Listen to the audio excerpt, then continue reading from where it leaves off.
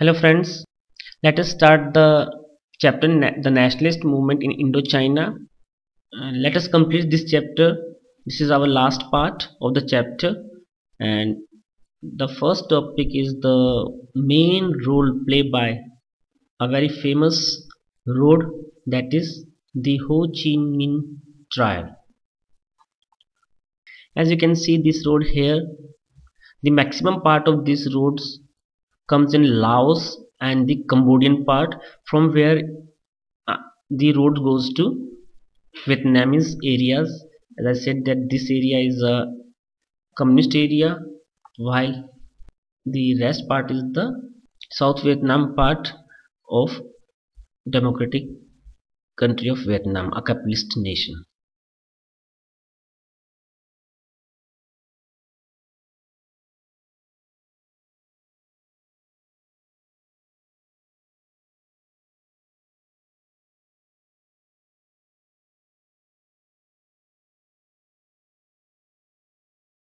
This Ho Chi Minh trial symbolizes that how the Vietnamese use their limited resources to great advantages. How they use this road.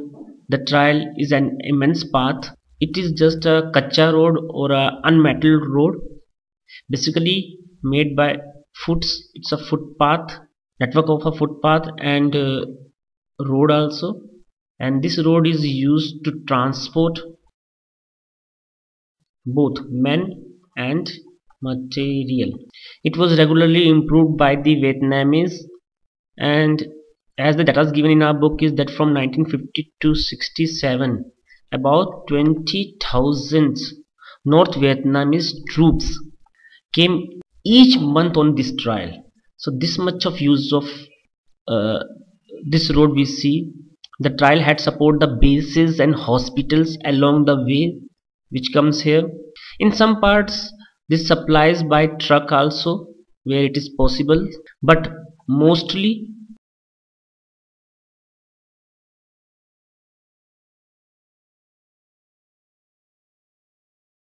uh, they were carried by porters and who were mainly women. So this is how we see a role of women, a lot of the tribal women and the local women which are found here in this part of the region. As you can see here in this picture also, how this how Ho Chi Minh Trail is using.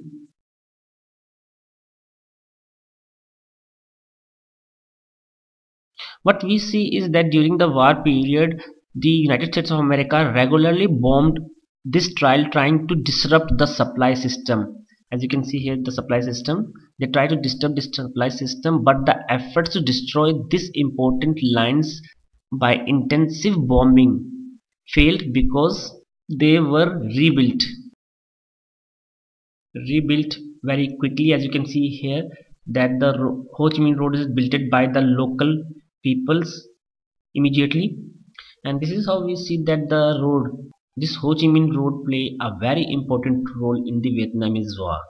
Let us see the nation's heroes here. Very important role we see of women as rebels.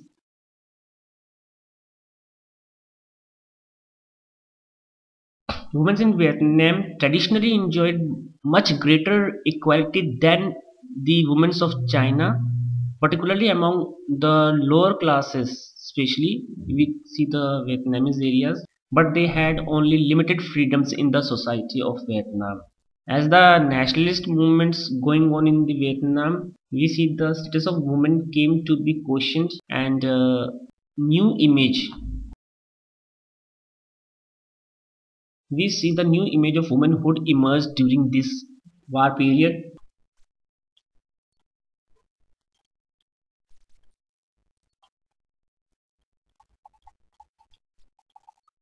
We see that there were many women who rebelled against the injustice which were done to them. We also see the role of the thinker or political writer, and political thinkers began idolizing these women and especially in the 1930s novel, the name of that novel was Nahat Lin. It was a very famous novel, inspired many women as it shows a woman leaving the forced marriage, how that woman rebelled for the forced marriage and marrying someone else, a person to her own choice. So this is how these type of activities were shown in the by these philosophers, thinkers, writers to encourage women. And this is how we see that women's nationalists also come. This rebellion against social convention marked the arrival of the new women in Vietnamese societies. After this, in Vietnam, the heroes of the past times also glorified and showed in this new time period.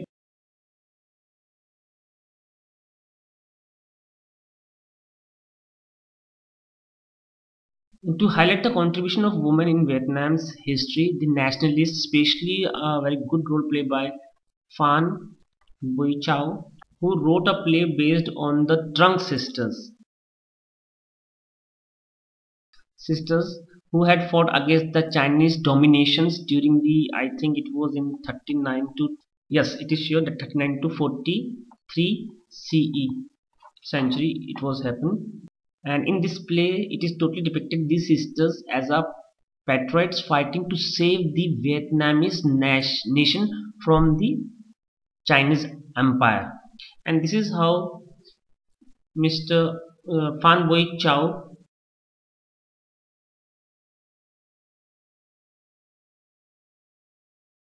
idolized and glorified these trunk sisters. They were depicted in the paintings, plays, novels as representing the indomitable will and intensive patriotism. As you can see here in this picture also, that the image of the Chang An worshipped as a sacred figure. It was shown through the play of this play only that how these sisters, how they gathered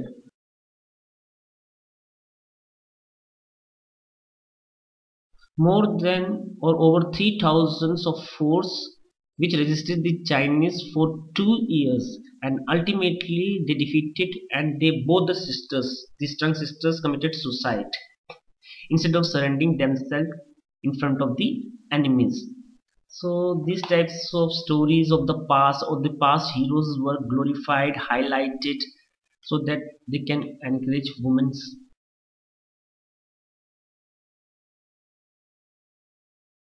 We also see women who played a very important role or a very major role in the Vietnam War. Thousands of women were killed in this Vietnam War. Both media, print media, and the electronic media highlighted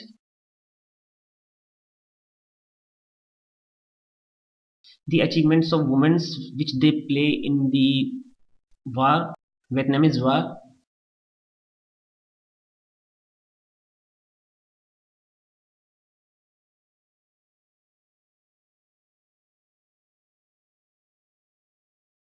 They were portrayed as young, brave, and dedicated.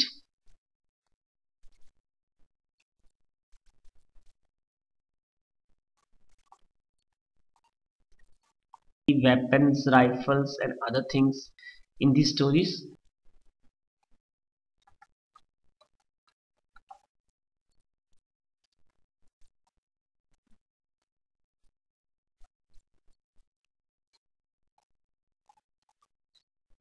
In some stories which spoke of their incredible bravery in single-handedly killing the enemies, there was incident happen. For instance, that a reputed Nguyen Thi Xuan to have shot down a jet fighter plane with just 20 bullets. Women were not only presented as a warrior but also presented as a worker. They were shown with rifle in one hand and on other hand with hammer. So this shows that how they play a role in the Vietnamese war.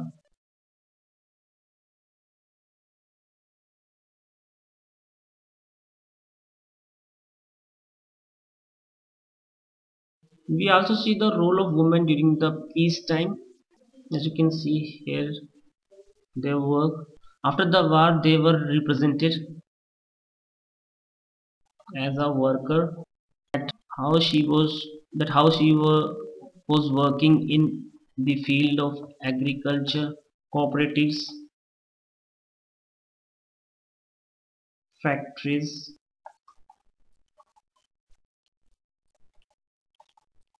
production units, etc. for the development of Vietnam's rather than as fighter only. So this is how we see the role of the women. Let us come to the last part of the chapter, which is the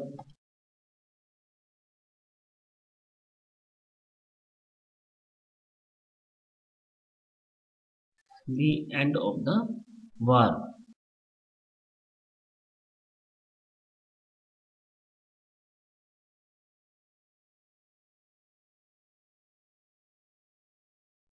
This war created a strong reactions not only in the world, even within the US also.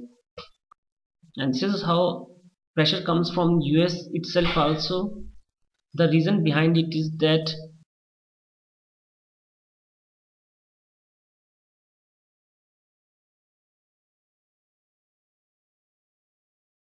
there are thousands of US soldiers who had lost their lives, and the countries of Vietnamese civilians had also been killed. Disillusioned with what the US doing, many writers also play a role in it, like the role of Mary McCarthy, and many actors also, like the actor Jane Fonda, even visited in the North Vietnam and praised their heroic defense of the country. Means from all over the world, we see the pressures comes on America.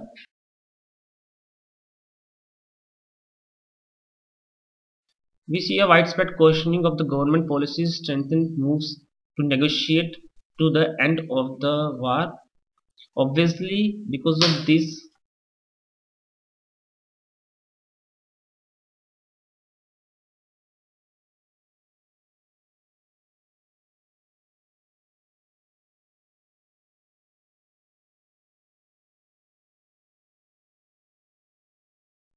a peace settlement was signed in Paris in January 1974. This and this is how we see the end of the U.S. war with Vietnam and NLF.